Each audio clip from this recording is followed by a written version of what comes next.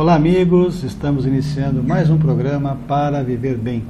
Programa produzido pelo IDHP, Instituto de Desenvolvimento Humano Pazian, que fica aqui no bairro da Moca, em São Paulo, na rua Camé 377.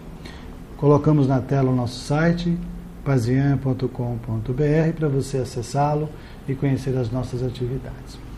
Esse programa Para Viver Bem tem o apoio cultural do Caio, do Rafael, do Instituto Vera Lúcia Cardoso. Meu abraço a toda a equipe desse instituto.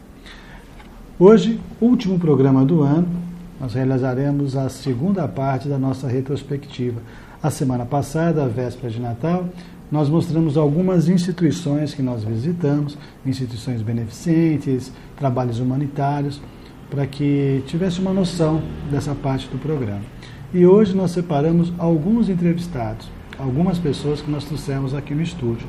Evidente que durante todo o ano foram muitas pessoas, mas nós tivemos que pincelar algumas. Mas todas as outras, ou todas, mesmo essas gravações de hoje, elas estão disponíveis no nosso site. É só acessá-lo e tem uma parte de gravações de TV, você assiste na íntegra todos os programas.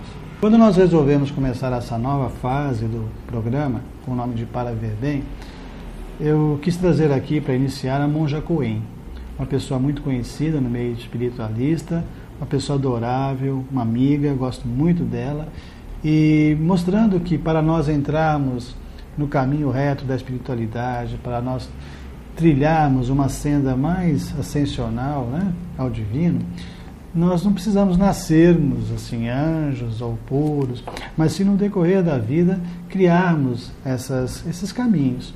A monja, uma vida normal, como todos nós, em determinado momento ela resolveu buscar o seu caminho. E hoje é esse ícone de espiritualidade aqui no Brasil. Vamos ver um trechinho da entrevista. O seu ramo do budismo é o Zen budismo, mas tem uma linha, não é assim? O Zen budismo da tradição chama Soto Zen. Soto é o nome de 2 monges chineses que foram importantes na nossa linhagem.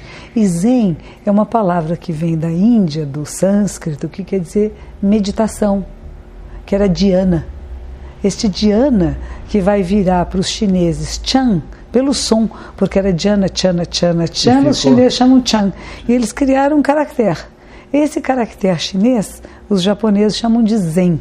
Então, na verdade, é um processo meditativo que vem da Índia, porque o que Buda fazia era meditar. Como é que ele se transforma em Buda, este peregrino que era Siddhartha, que era esse nobre que abandonou seu castelo e tem uma questão de vida-morte? Ele tem um processo meditativo, depois de anos de yoga, de outras tradições religiosas, ele resolve sentar-se em meditação. E nesse processo meditativo ele tem o despertar. Quando ele diz: eu, a grande terra, todos os seres, juntos nos tornamos o caminho. Como o Zen budismo encara o sofrimento atualmente, né? As necessidades, por exemplo, assim, que as pessoas têm, não só os budistas, mas as pessoas em geral, com sentimento de compaixão, como funciona isso? Nós dizemos que há 2 alicerces fundamentais, que é sabedoria e compaixão, e que um não vive sem o outro. Não existe a compaixão, a verdadeiro cuidar, se não tiver sabedoria em como cuidar. E não existe uma sabedoria que seja fria. Ela tem ternura, tem cuidado, porque se percebe interconectado. Esta frase de Buda ela é significativa por isto. O eu não está separado do outro. E se eu faço alguma ação em relação a outro ser, é como eu faria em relação aos dedos da minha mão. Então não é um outro, é a minha vida. Porque estamos relacionados com todas as vidas, não só humanas, porque as nossas vidas humanas não existem sem as outras formas de vida. Então nós começamos a cuidar com mais respeito, porque a dor, como bem você disse, é o primeiro discurso de Buda, ele fala isso, o sofrimento existe. Ele é comum a todos nós. É que nem sempre sofremos todos ao mesmo tempo, mas que todos nós passamos por dores e sofrimentos, dificuldades, problemas na nossa vida, passamos. Dentro do budismo, qual é a ideia de vida após morte? é interessante porque é uma pergunta recorrente. E eu lembro uma vez, a minha superiora, a quem eu admiro profundamente, ela foi convidada a fazer uma palestra sobre a vida após a morte. E ela disse, eu vou falar da morte, eu vou falar da vida. O que estamos vivendo agora? Que causas e condições estamos criando agora? Porque essas causas e condições que nós estamos criando, elas vão ter resultados. E podem não ser nesta vida. Então nós criamos causas e condições não apenas para esta existência, mas para as existências subsequentes. Nós acreditamos que existe um período de 49 dias do pós-mortem. Uma analogia que como se a vida fosse uma circunferência, é aqui nós nascemos, vida-morte. Atualmente eu tenho até tirado o E, vida e morte, vida-morte. Então aqui é a circunferência, aqui nascemos, aqui morremos. Essa é a metade da circunferência. A outra metade completa em 49 dias. É um ciclo de uma vida-morte. E nesses 49 dias, continua-se produzindo karma. E talvez isso é que seja um pouco diferente do espiritismo. Isso. Né? Produzimos um determinado karma e vai nos levar, no momento da morte, conforme o karma produzido aqui, o universo se abre. Foi bondoso, fez coisas benéficas, abre-se o universo da vida de plenitude, que nós podemos chamar do céu. Coisas boas e más, purgatóriozinho, fica lá, tem coisas boazinhas, coisas mazinhas. Foi bem malvadinho, vai para o inferno. Só que este período não é eterno. Este período corresponde àquelas ações que foram feitas na vida. E como você se comporta nesse local? Conta-se uma história interessante. Um homem muito mau, muito malvado, um dia estava andando na rua, tinha uma aranha no chão e ele resolveu não pisar na aranha, porque ele pisava em todos os bichinhos, ele era bem maldoso. Morreu, foi para o inferno. Estava no inferno, um mundo cheio de sofrimento. De repente apareceu uma aranhazinha pequenininha e fez um oi. Você fez uma boa ação. Você não me matou aquele dia, eu posso tirá-lo daí. Pode subir. Parece o meu fio muito frágil, mas aquela sua boa ação pode tirá-lo desse sofrimento. E ele começou a subir muito alegre. As outras pessoas viram e começaram a querer subir no fio. E ele começou a chutar a cabeça dos outros e rompeu o fio. Então isso para nós é muito significativo. Porque o karma, ou seja, a ação realizada lá, teve um peso. É possível viver bem. Nós podemos viver melhor cada dia quando nos abrimos para esse uno imenso que nos une a todos. Então não nos percebemos mais separados, não nos recortamos da realidade, mas nos tornamos a mão sagrada em ação. Não apenas que estamos nessa mão sagrada, porque estamos. Quando percebemos, sentimos isto. Mas, como dizia meu mestre, temos que ser a mão sagrada. A ação que transforma, que cuida com sabedoria e compaixão. Pratique. A prática nos transforma. Seja o bem. Uma graça, monja, né? Calma, tranquila, centrada. Muito legal.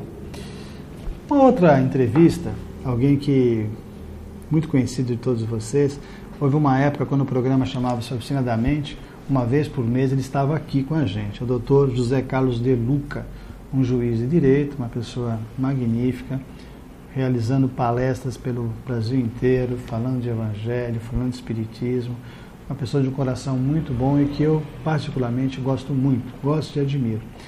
Nós separamos que nessa nova versão ele teve uma entrevista com a gente, o lançamento de um livro, então na época. Pedi para o Danilo separar um trechinho para você reviver esses momentos com o Dr. José Carlos de Luca. Vamos dar uma olhadinha. E esse livro já tem uma cópia, gostei muito, vamos pedir para colocar na tela, é o Cura e Libertação. Queria que o senhor me falasse um pouquinho da execução, da proposta desse livro. Olha, Pazian,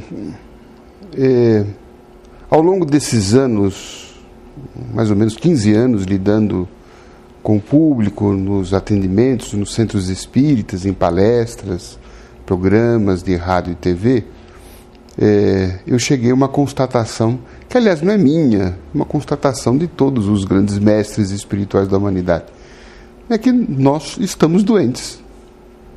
Todos nós na Terra estamos doentes. E aqui a minha compreensão de doença, ela vai além da questão do aspecto físico. Se nós formos partir dos dados da Organização Mundial da Saúde, portanto, é um conceito não religioso, conceito científico, de que a saúde envolve 3 coisas: completo bem-estar físico, mais completo bem-estar emocional, 3, completo bem-estar social. Então, se nós formos tomarmos por parâmetro esse conceito e analisarmos cada um de nós, se nós temos esses 3 requisitos, completo bem-estar físico, quer dizer, quem não acorda de manhã com uma dorzinha aqui, uma dorzinha acolá, um problema na coluna, ou um completo bem-estar emocional, quer dizer, não sofre de transtorno de humor, não tem surtos, não tem ansiedade, subansiedade, a depressão, né? E completo bem-estar social, você viver bem com o seu semelhante, não ter inimigos, viver bem com o próximo, se dar bem com todos, estar bem integrado com a natureza. Então a constatação é inequívoca, todos nós estamos doentes. Pelo menos sob o ponto de vista espiritual, todos nós estamos doentes, precisando então, daí o motivo do livro de cura, vamos curar, né?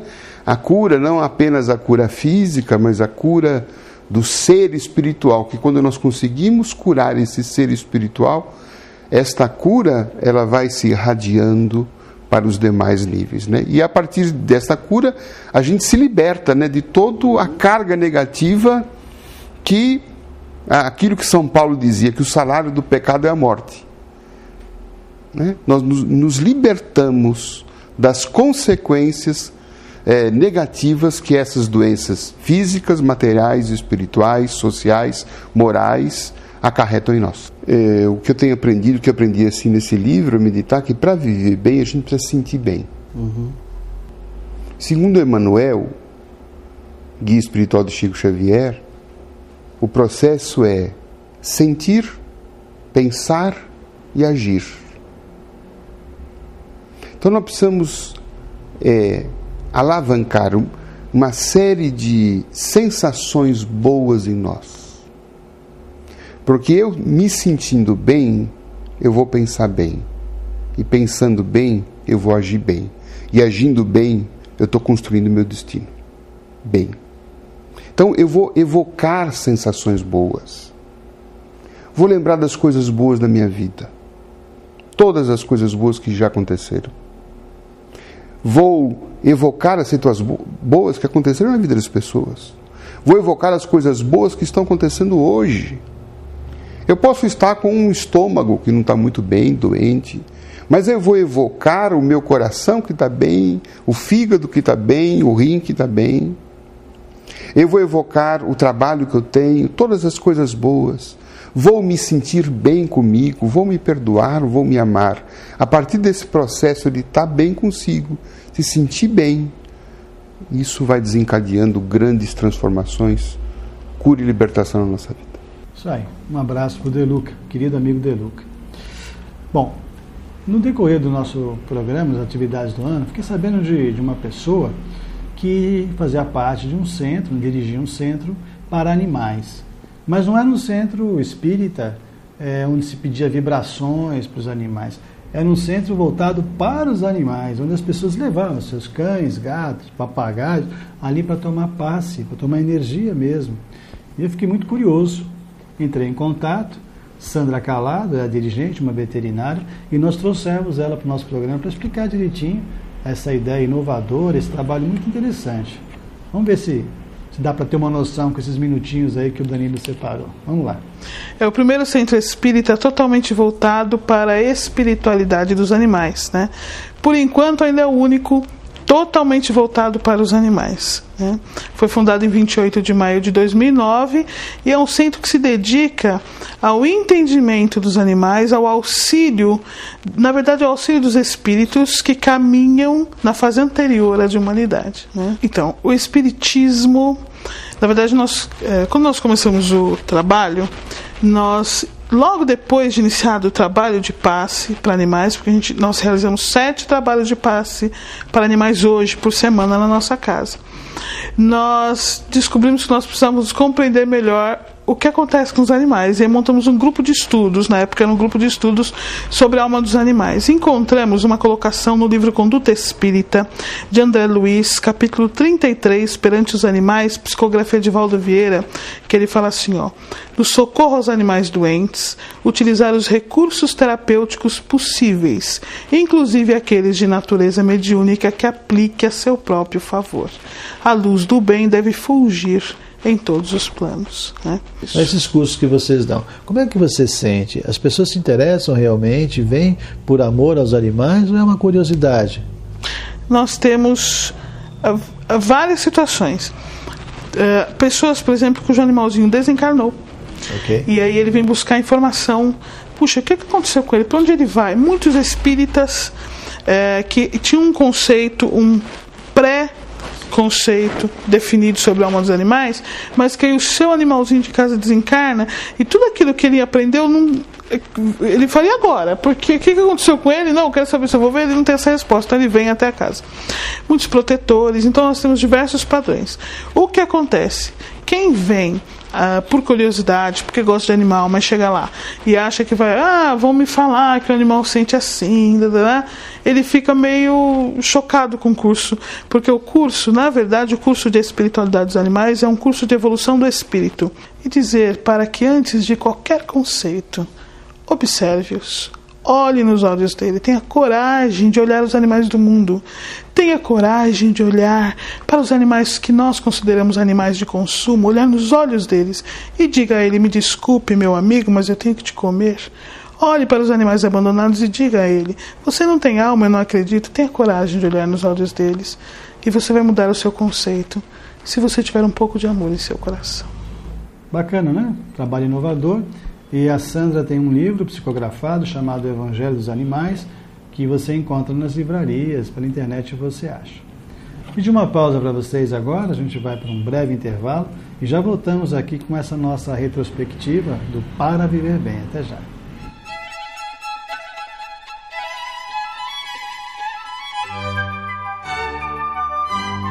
Clube do Livro IDHP.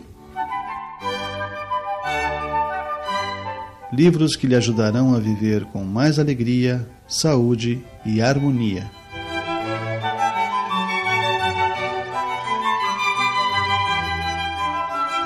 Clube do Livro IDHP, contribuindo para você viver bem. Acesse pazian.com.br.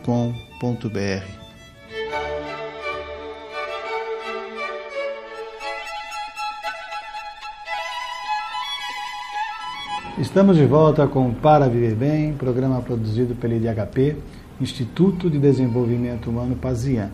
O nosso instituto fica aqui na Moca, na Rua Camé 377, São Paulo, e nós colocamos aí o nosso site, pazian.com.br, para você poder acessá-lo, conhecer as nossas atividades.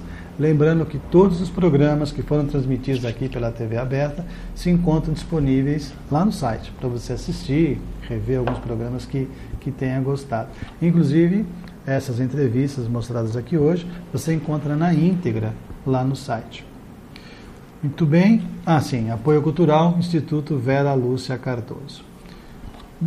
Nós já dissemos aqui que foram muitas entrevistas e nós quase que sorteamos, né, quais seriam as pessoas aqui mostradas. E tem aqui também um outro amigo muito conhecido, que é o Wagner Borges. É um carioca apaulistanado já. Ele trabalha com projeção, um assunto muito polêmico, muito ainda desconhecido, mas o Borges, desde de jovenzinho, tinha esse processo de projeção astral, começou a pesquisar, estudar, e hoje é uma referência no meio sobre isso. Vou mostrar para vocês um pedacinho da entrevista para ter uma noção do que é a projeção e de quem é o Wagner Borges. Vamos lá. Olha, Humberto, eu tinha 15 anos quando eu comecei a experimentar saídas do corpo. Eu deitava para dormir, normalmente, eu trabalhava de dia no escritório desde os 14 anos e fazia o colegial à noite. Quando eu tinha 15 anos, uma noite de abril de 1977, eu deitei para dormir igual todas as noites anteriores. Quando eu despertei, eu estava por cima da Baía de Guanabara, bem alto, no ar, como se eu fosse um espírito livre.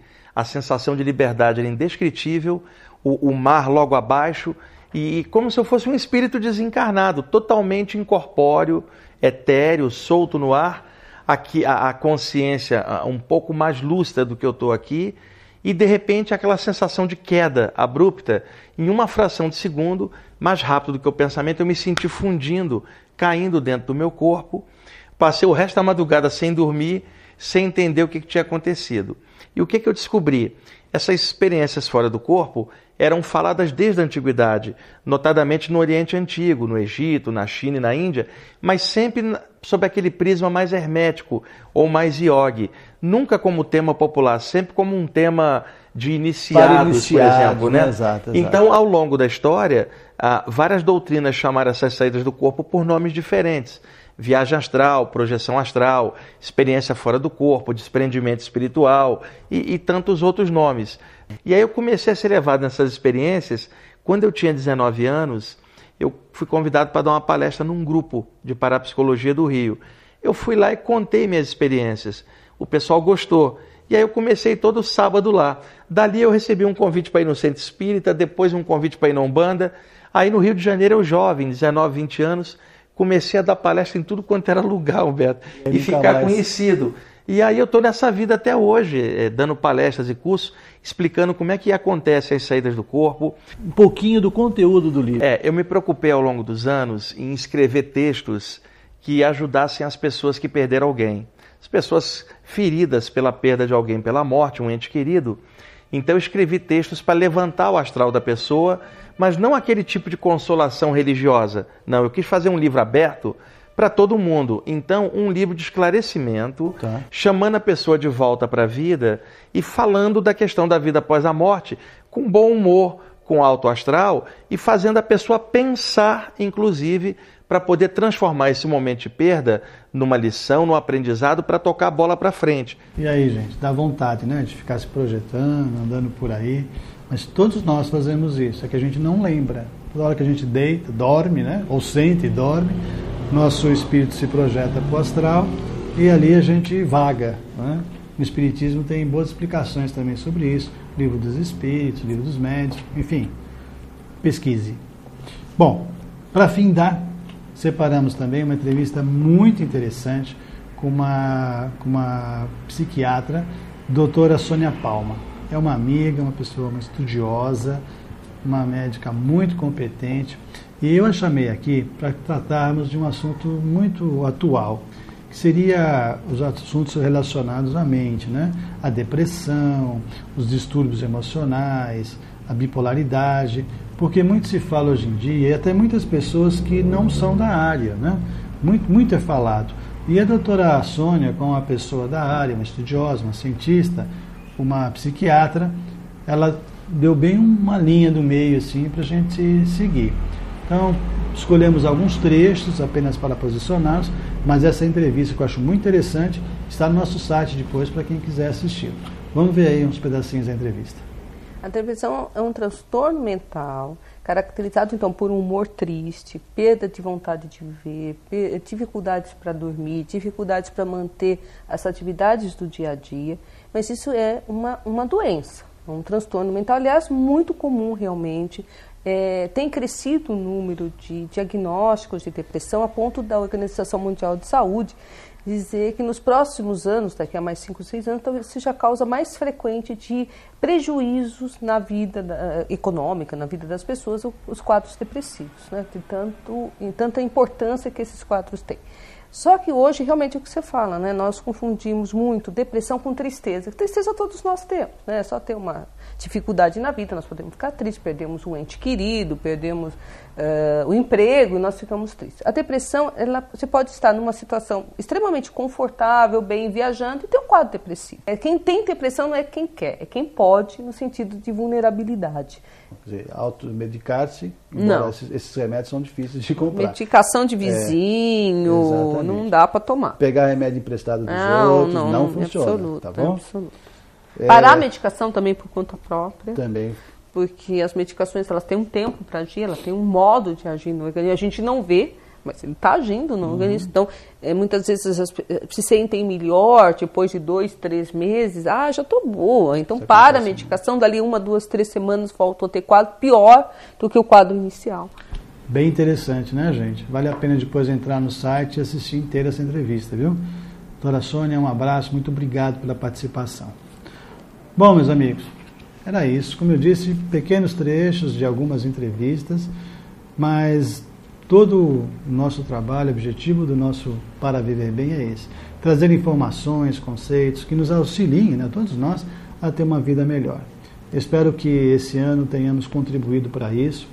Desejamos estar junto com vocês nesse ano agora que se inicia, esse 2013, que todos nós possamos participar, que essa família do Para Viver Bem aumente, e que nós possamos trocar informações, não é assim que a gente cresce.